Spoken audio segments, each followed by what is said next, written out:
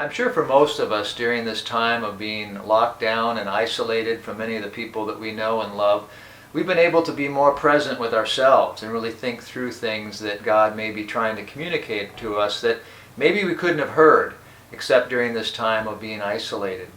I know for me, as it relates to racism, that's been doubly true.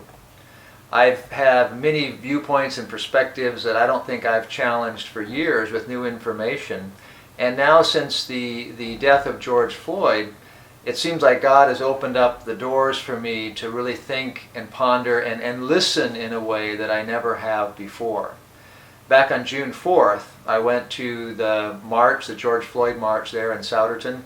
Many of you were there marching, and it was a very profound experience, very moving for me. And on the march back toward where we started, I just pointed the camera toward the people marching and just shared some of my thoughts into the microphone.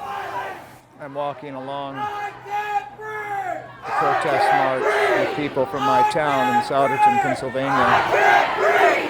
We came out expecting to get a few shots of people in our community standing up for Black lives in America, and had absolutely no idea the kind of experience we were about to take part in. For 8 minutes and 46 seconds, we heard the last words in real time from George Floyd.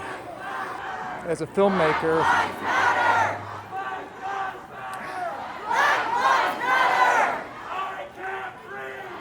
you kind of go on overload when you're filming something, knowing that there's a chance that thousands of people are going to see what you're filming, and thousands of people should see what we're filming right now.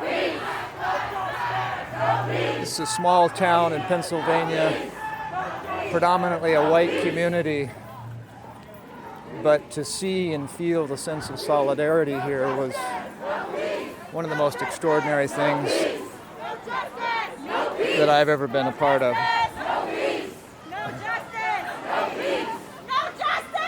If this could continue to happen throughout America, I imagine that maybe peace and justice could reign in America.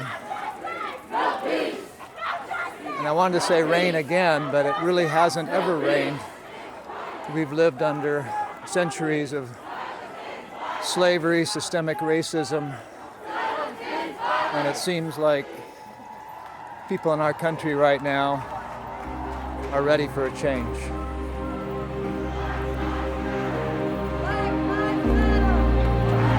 just get off. Please get up. Get up, man. You're gonna kill me. Please. Please.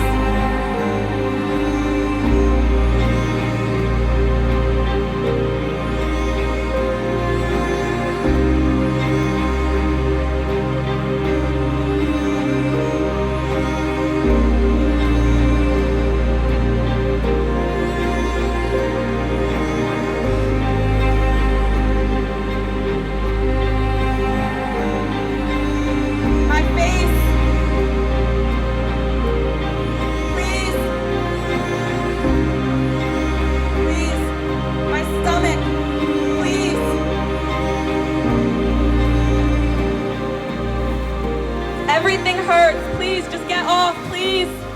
Please get off. I can't breathe. Please, Mama. Mama. Please. Please. Everything hurts. Everything hurts. I can't breathe.